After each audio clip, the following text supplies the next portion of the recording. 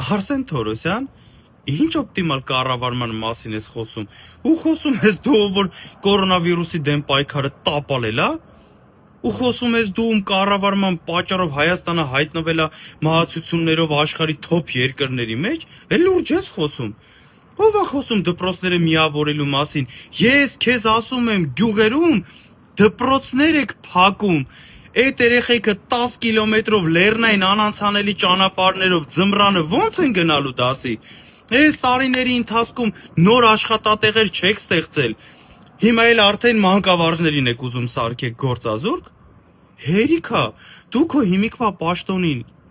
ինչի համար ես գնացել։ Նախորդ տեղը լավ ռեզուլտատներ էր տվել դրա համար։ Խնդրում եմ քեզ, հերրու մնացեք 6 ամիս համբերեք, էլ մի քանդեք։ Մենք կգանք,